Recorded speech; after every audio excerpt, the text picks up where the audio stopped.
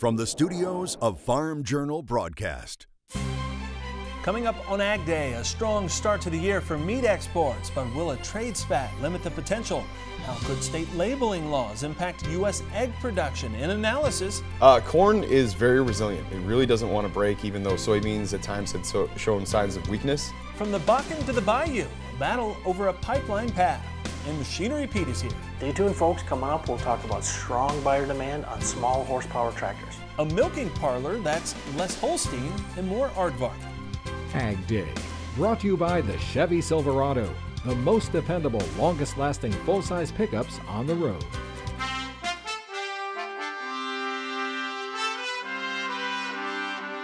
Good morning, I'm Clinton Griffiths. As the first quarter drew to a close at the end of March, global demand for U.S. red meat reached record territory. U.S. Meat Export Federation just releasing its analysis of beef and pork shipments through the first 3 months of the year. For the month of March, beef exports set a new monthly value record, and pork export values reached the second highest level on record. Those strong monthly showings capping what U.S. MEF calls an excellent first quarter. For the first quarter of 2018, beef exports were 9% higher in volume and 19% higher in value. On the pork side, volume increased 1% year over year, while value was 8% higher. Now, as far as China demand, China's additional 25% tariff on imports of U.S. pork took effect on April 2nd, so the current numbers would not reflect that trade spat. Now, as far as negotiations go, U.S. and China trade talks ended Friday in Beijing with no breakthroughs, but the two sides promised to keep talking. The U.S. trade team laid out an 8-point plan which called for changes to some of China's trade policies. The document described the trade relationship as significantly imbalanced. And I think President Trump is saying, no, we're not going to go down the road of America being punished. We want to be partners. And I think that's what's happening here. There's no war. What there is the renegotiation. It's all in good faith. We're not seeking to do anybody harm. But on the other hand, we won't be harmed by trade. The delegation asking for a commitment from China to cut the bilateral trade deficit to $200 billion by the year 2020. It's nearly twice that right now. The discussion document demands that China reduce tariffs to levels no higher than those that the U.S. imposes on the same goods. It also asks China to withdraw its challenges against the U.S. at the World Trade Organization. Here at home, Congress returns this week with renewed focus on the Farm Bill. One of the House bill amendments deals with commerce between states. It's been a big issue for egg producers and production rules from California. But what do consumers say about eggs, labels, and production science? Tyne Morgan joins us now with more. Thanks, Clinton. Well, here now with Kay Johnson-Smith of the Animal Ag Alliance. And we're here at this summit where really it's developing a conversation between all the stakeholders in animal agriculture. And, you know, there's been a lot of talk here, Kay, about labels. And really, at the end of the day, do consumers care about science, or most of those labels that they see and that makes them purchase a product, is it more emotionally driven? There's a lot of emotion in food purchases, but there's also reality of consumers have finite budgets. They're trying to find things that match both their values and their budgets. So I think in the end of the day, people trust our food. They are interested in the science behind it, or at least in the nutrition behind the food. But at the end of the day, you know, it is an emotional decision, but most people still base their purchasing on quality, on price, and on what they want to cook for dinner that night. Speaking of price, you know, we see this movement for more cage-free eggs, and some major retailers coming out with jumping on that bandwagon. In some of the research that you've done, are consumers willing to pay more for that label that says cage-free or slow-growing? Interesting in the survey, people, you know, when they answer surveys, you're not always sure if they're answering from an honest perspective or what they would really do in the grocery store. So I think there's a little sway there, but it's interesting. A very small number of people were willing to pay for cage-free eggs, up to about 40 cents more a dozen. Once you pass that 40 cents mark, that number declined drastically. And so people are really not willing to pay more, and that is shown as well in the actual purchases in the grocery store today. Do you think if we, like, let's say we do have a lot more cage-free eggs and we get to a certain price, does that steer people away from buying eggs altogether? They do. The survey showed that if you took away all choices and the only option was cage-free eggs, about 17% said they would not buy eggs at all. And it's really unfortunate because eggs are really a very affordable and a very wholesome protein for a lot of families, especially those on lower income budgets. Okay, thank you so much for joining us. We appreciate it. Well, Clinton here from the Animal Ag Alliance Summit in Washington, D.C. I'm Tyne Morgan reporting for Ag Day. It's driving season for farmers and produce haulers, and this year the cost of running that diesel equipment is on the rise. The average price of a gallon of diesel fuel in the U.S. hit more than $3.15 last week. That's per gallon, a level not seen in more than 3 years. The average price has jumped about 57 cents per gallon since May of 2017. Gasoline, well, it's also on the rise. The national average for a gallon of gas topping $2.80 this week, a level not seen since summer of 2015. The U.S. continues to build its oil infrastructure, including work on a new pipeline through the swamps of Louisiana. It ties the Bakken oil field near North Dakota to refineries in the Gulf. Environmental groups aren't happy, and they're suing the Army Corps of Engineers. The AP's Stacey Plaisance has a story.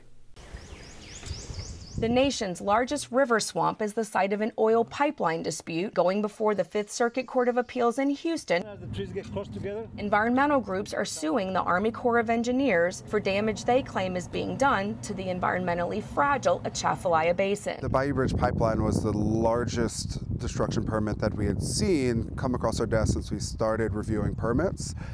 So immediately we were concerned about this issue. The Bayou Bridge pipeline is the last link in a pipeline network connecting the Bakken oil fields in North Dakota with Louisiana refineries and export terminals. It's a 162-mile-long pipeline stretching from Lake Charles, Louisiana to the Gulf of Mexico. Roughly 25 miles of the pipeline is expected to cut through the Atchafalaya Basin, posing a threat to the health of the swamp, its cypress trees, and the birds, insects, and other animals who live in them. you see a tree line in there? That tree line used to be right here. So all the trees, they are from this point here, that way they've been cleared already. They've been ground to pieces.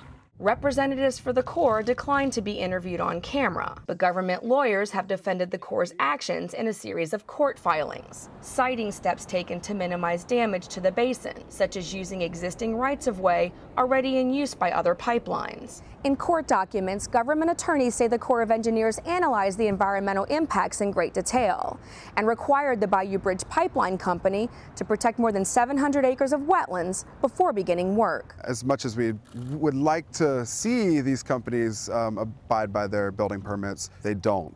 And the state of Louisiana and the Army Corps of Engineers have let them get away with it for years. Though a decision could take days or even weeks.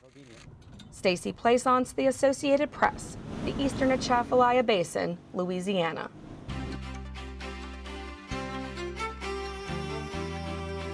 Let's look around farm country with meteorologist Mike Hoffman. He has today's crop comments. Good morning, Mike.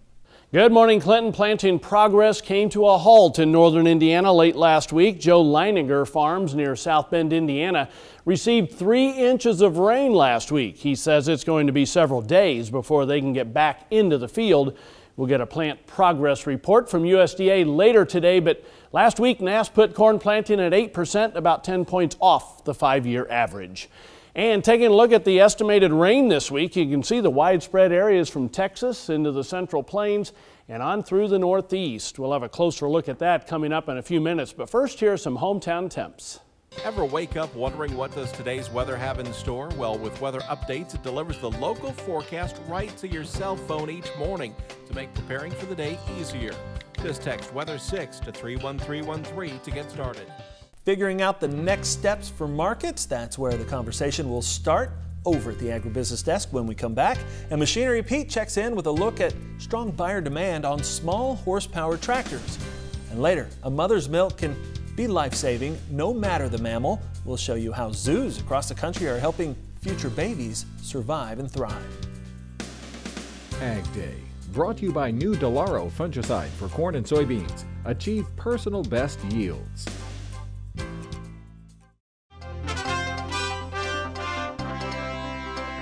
Here at the Agribusiness Desk, we have Ted Seifert, John Payne. All right, gentlemen, let's talk about last week. What was the #1 thing you learned last week? Go ahead, Ted. Corn is very resilient. It really doesn't want to break, even though soybeans at times had shown signs of weakness. But I think corn really has a job to do with what's gone on in the last 2 months since we've done planting intentions. we've had big problems in South America. The Argentina crop suffered dramatically. Right. Brazil has now not had rain for 3 weeks and doesn't have much rain in the forecast at a very key time.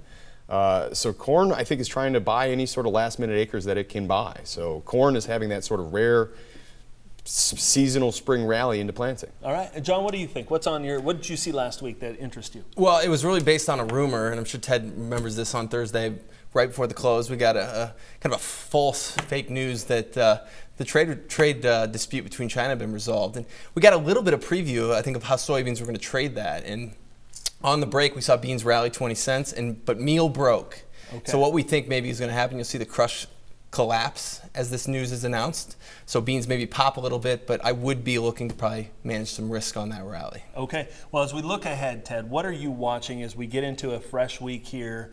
A lot of planning still left to do. A lot of planning left to do. We're in a weather market, certainly for the wheat. You know, we've got a USDA report coming up on Thursday. We're all putting together our new crop balance sheets for the first time, or we're going to see the USDA's version of that for the first time on a WASDE report. Right. And I got to say, you know, the corn balance sheet is very intriguing to me because I've got a range of anywhere between 1.3 and 1.6 billion bushel carryover. And short of a record national average yield by a long shot, we're going to have a much tighter corn balance sheet than what we've seen in the last few years. So we might see the return of king corn. Maybe we've been seeing that here for the last few weeks. Yeah, John, what do you think? I agree with Ted. I mean, if those numbers that he's mentioning come to fruition, I think you got to watch out this summer. And I think going into the next 2 to 3 months, be prepared for a lot of volatility. I think going back to 2014 when we really seen everything kind of go sideways, this might be the most challenging summer we have, both from the short side and the long side. You know, everybody's talking about tight carryouts for next year, but I wouldn't be shocked to see another big crop by the U.S. Trend maybe take us above 180. That could bring us back down to, say, 360, 370 come harvest. So a lot of opportunity here, I think, that you can use next 2 to 3 months. A lot of opportunity, a lot of unknowns. Thank you both for being here. We'll be back with more Ag Day in just a minute. To find John's newsletter, This Week in Grain and Oilseeds, head over to www.thisweekingrain.com.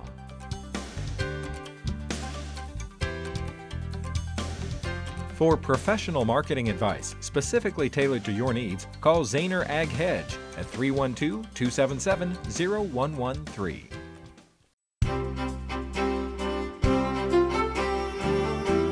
And welcome back to Ag Day. I'm meteorologist Mike Hoffman. You can see the areas of rain from central Texas through eastern Oklahoma on up into the north central plains and then eastward through the Great Lakes, at least the southern Great Lakes. Some of those areas had some decent amounts, and you can see the areas of yellows and oranges were 2 to 3 inches. A few pockets of red showing 4 or 5, but you can see basically almost from the Rio Grande up through the Dallas area, south and east of Oklahoma. Farther north then, we have a strip in northeastern Kansas, much of Iowa getting some decent to heavy rain, southern portions of Wisconsin, and then basically the I-80 strip across northern Illinois, northern Indiana. Some pockets got 2 or 3 inches of rain as well. Unfortunately, if you noticed, the drought areas didn't get a whole lot. It was all just east of there.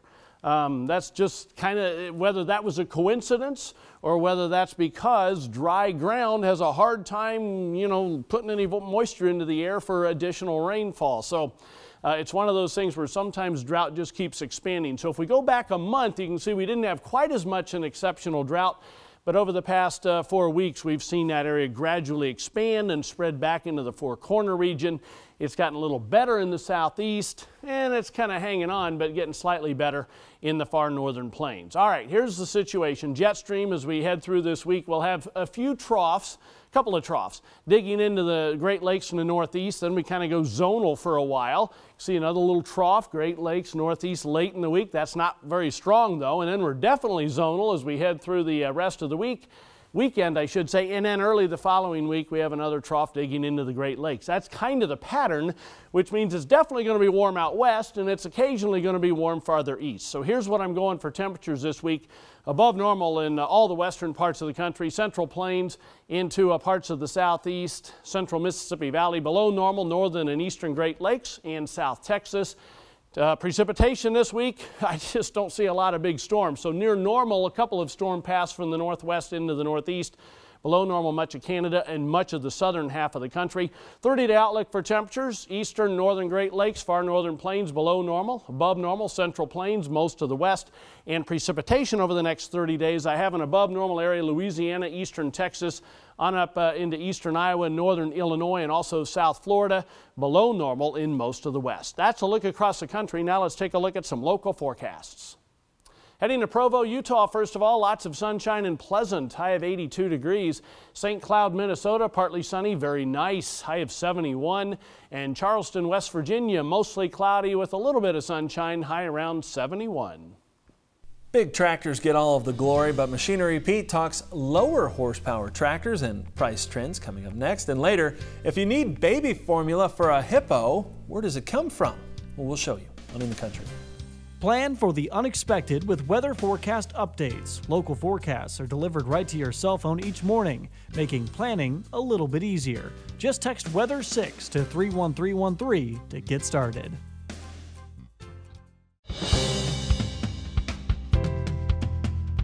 Machinery Pete tracking prices as he often does. Well, this morning his focus is on smaller, under 100 horsepower tractors. Greg? Well, no question, folks, the hottest part of the used tractor market here in 2018 has been smaller horsepower. Now, for a 30,000-foot view on this, here's a look at my Machinery Pete Used Values Index first quarter report on under 100 horse tractors. And you can see my 1 to 10 rating scale. We're at a rating of 8.4, which is much higher than we're seeing with higher horse tractors, more in the 6.5 to high 6 range. Now, to get some specific examples, here's a pair of tractors that sold recently at auction, and this is a picture of a 2014 New Holland T495. Now, this tractor is 98 horsepower, sold with a loader, 110 hours on it on a March 14th consignment auction in West Central Illinois, went for $49,000, and that's a really strong hard cash auction price on a wholesale auction. Now, exactly 2 weeks later, March 28th, another wholesale auction, this one in Northeast Colorado, this 2013 John Deere 3320 was up for sale, 32 horse, so much smaller, had 122 hours, sold with a loader and a mower deck, went for $25,000, and that's the highest auction price I've ever seen on a John Deere 3320 sold with a loader. Now, we're also seeing a big bump in search traffic. In fact, if you get under 40 horsepower at machinerypete.com in the first quarter, we saw a 47% increase in the number of searches. All right, thanks, Greg. When we come back, a milking parlor that's less Holstein and more aardvark. That's next. Is now the best time to sell your old equipment? Pete's Pick of the Week keeps you up to date on current market prices, making it easy for you to know when to sell your equipment for the best possible price. Text Pete 6 to 31313 to get started.